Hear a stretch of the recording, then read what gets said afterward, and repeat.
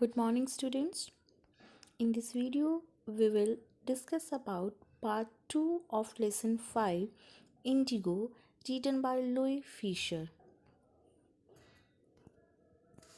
As we have already discussed in part 1 that this lesson, Indigo, it is an extract which is taken from the book The Life of Mahatma Gandhi.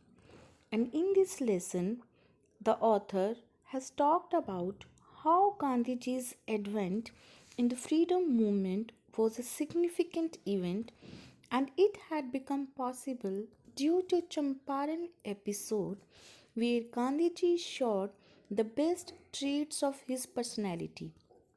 He acceded to Rajkumar Shukla's request and accompanied him to Champaran. Moreover, he didn't let his ego overpower him. And to delve deep into this matter of Champaran, first of all, Gandhiji decided to study the matter of poor indigo growers to its roots. And for the same, he started gathering the facts and information about this matter. And for the same, first of all, he visited the secretary of the British Landlords Association, who refused to give information to an outsider, to which Gandhi replied that he was no outsider. Next, he called the British official commissioner of the Tirhat division, who advised Gandhi to leave Tirhat immediately. Gandhi proceeded to Motihari with several lawyers, where he was greeted by a vast crowd and found out that a peasant had been maltreated. He decided to pay a visit. On his way, he was stopped by the police superintendent's messenger who warned him to leave the town. The messenger served Gandhi an official notice to quit Champaran immediately. Gandhiji signed a receipt for the notice and wrote on it that he would disobey the order. He was summoned to court the next day. That night, Gandhi telegraphed Rajendra Prasad to come from Bihar with influential friends, sent instructions to the ashram, and forwarded a full report to the viceroy.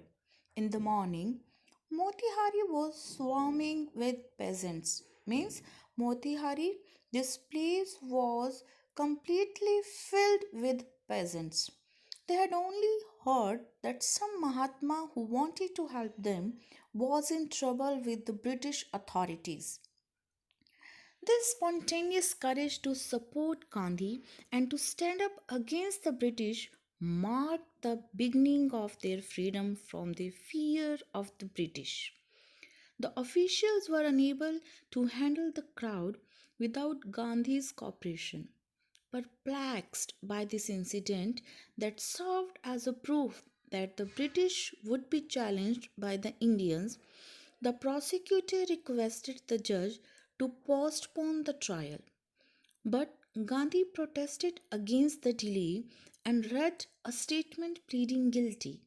He was in a conflicting state of mind. On one hand, he didn't want to set a bad example as a lawbreaker, and on the other hand, he had to follow his conscience to stand up for his people. The magistrate asked Gandhi to furnish bail for 120 minutes during the recess, but Gandhi refused. Finally, the judge released him without bail. Rajendra Prasad, Brij Kishore Babu, Maulana Mazhatul Haq, and other prominent lawyers had arrived from Bihar. Gandhi demanded that the lawyers should fight against the injustice if he went to jail. If he went to jail, they thought that if a stranger like Gandhi was prepared to go to jail for the peasants, then it would be a shame if they didn't contribute their bit. Finally, they assured Gandhi that they were ready to follow him to jail. The unity and courage of the people to stand up against the British made Gandhi exclaim, "The Battle of Champaran is won." Several days later, Gandhi learned from the magistrate that the case against him was ordered to be dropped. For this first time, civil disobedience had triumphed in modern India. Gandhi delved deep into the enquiry and collected relevant documents from the peasants, which led the landlords to protest violently. In June, Gandhi had four interviews with the lieutenant governor.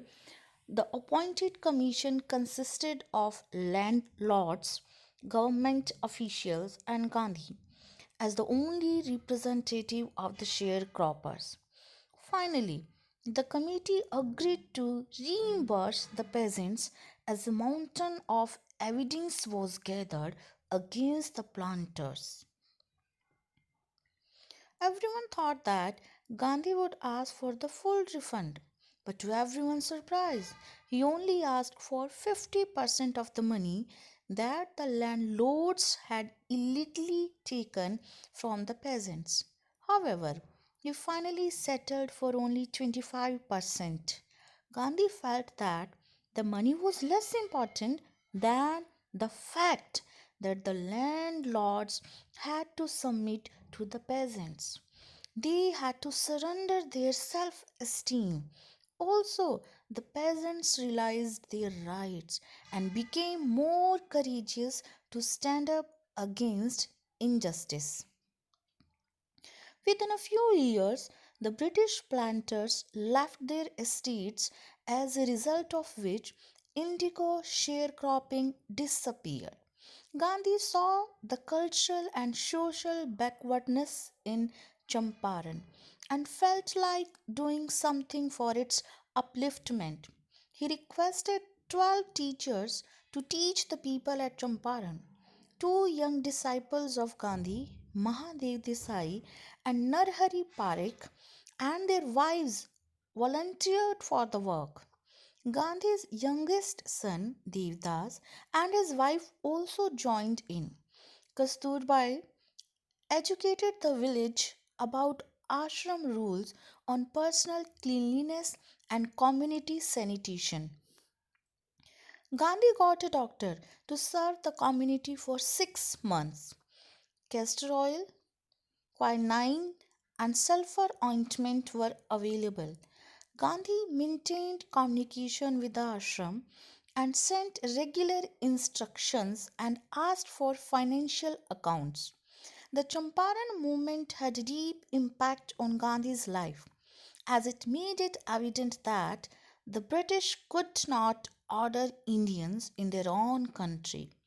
It was not a political agenda to begin a movement by defying the British. The Champaran movement grew out of an attempt to release the pain of the poor peasants. Politics for Gandhi was intertwined with the day to day problems of the ordinary mass. Gandhi's attempt was to mold a self reliant India. When Gandhi's lawyer friends thought that it was a good idea to have the English pacifist Charles Frere Andrews stay in Champaran and help, Gandhi refused.